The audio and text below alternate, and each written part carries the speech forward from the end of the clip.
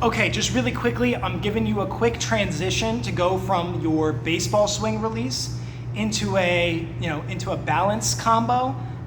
If that makes no sense to you, let me just show you what I'm talking about here. So you've probably seen this one where somebody does a release and they catch the weapon either on one hand. In this case, we're gonna go super basic, we're gonna use two hands, but then they'll catch the weapon on two hands and they'll either toss it back up or they'll swing it with them and then toss it back up. We're gonna show you how to do that really quickly. So, from your baseball swing release, again, this is the one where we're going up, back, like we're gonna do that body pass or the body wrap, but instead we are tossing the weapon up in the air, all right? What we want, again, we want the weapon to get tossed up in the air and we want it to kind of fall horizontally, all right? That's gonna be critical to making this work. But from here, right, after I do my release, what I'm doing is I'm tossing it up. I want it to fall horizontally, and I want to get my hands ready, whether you're doing the double palms method, where you're catching it this way or this way, but whichever way you want to catch it, you could even do fingers, right, 2 fingers, but whichever way you're catching it, after the release, as the weapon is coming down, you want to get your hands balanced on either side so we can catch the weapon like this. And you're not necessarily catching it, you're allowing the weapon to get onto your hands and you're guiding the weapon with you, right? You're guiding the weapon with you, usually into another release, all right? So in this case, right, I'm doing my baseball swing.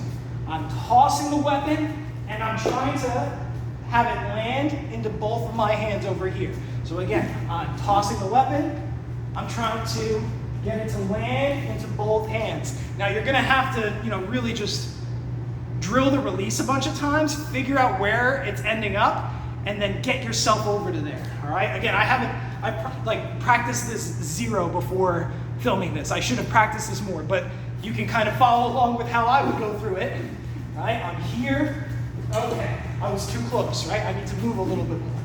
I'm here, I'm tossing, okay, that was a good one.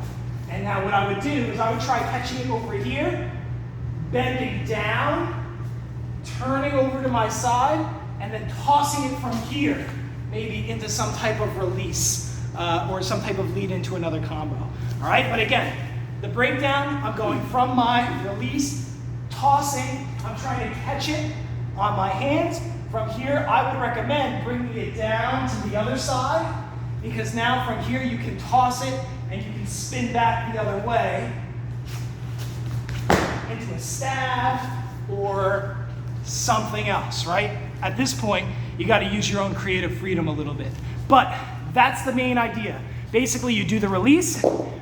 Once you get that release consistently, hopefully the weapon is landing the proper way so you can get your hands underneath it, guide the weapon down behind you, and then when we toss it back up, all you have to do is, give it a little, toss both hands at the same time.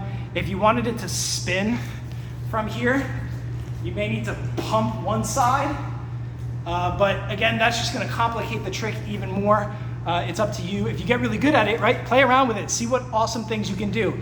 But at that point, it's up to you to come up with something fancy. All right, so hopefully that was just a good, quick, easy explainer. If you wanted to substitute 2 hands for 1 hand, you just have to get really good at finding the center of your weapon, so that way you can insert your hand or insert wherever, like insert a finger, if that's what it is, into that balance point consistently, which is just going to take lots of time and practice, which is fine, right? That's a great way to learn that trick, a great option.